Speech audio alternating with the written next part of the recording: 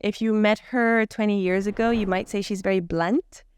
She very much speaks her mind. But that just shows that she cares.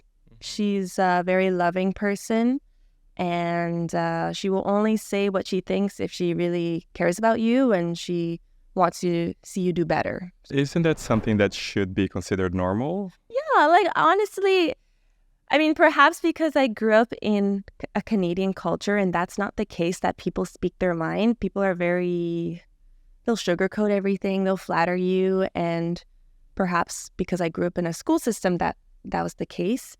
Yeah, perhaps I found my mom's intensity and honesty a lot. And some other people might find like, oh, that's a lot. That's very, or some people get offended even. But I honestly think more people should be more honest with each other, and that's really shows how real you are.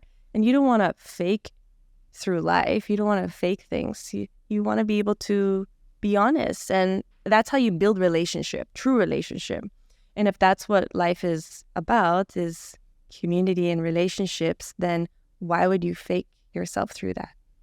I was born in Brazil, and I lived in Germany too, and in other places, including Italy, for example. And every time I moved, there were a lot of nuances that I had to learn.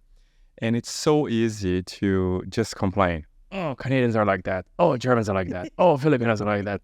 But I think it's very important, especially for the podcast, to show that we understand that there are differences. Yeah. It doesn't mean that the Canadian way is bad. It's just how the society has been structured.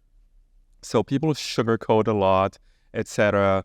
So it sounds like we are saying it in a negative way, but at the same time, no wonder so many people love Canadians because we're so nice. They're so friendly, right? And so respectful. Yes. So you can't have everything. Yes. Right? And now you are 24, 25? I'm 25.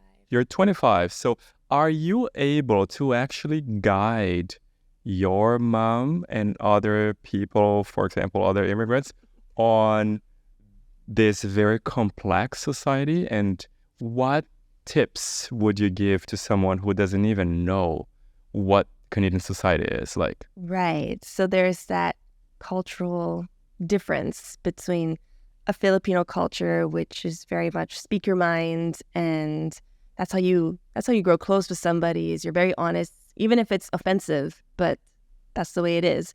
While in Canada is you're a lot more gentle, and you want to make them feel as comfortable as possible. So you're gonna, say the good things that you see in them right away. And I really think that's important to do so, because that's how you start building your relationship on a good note, instead of being blunt and showcasing and pointing out the things that are negative about a person. It's not the best way to go about making friends, I would say.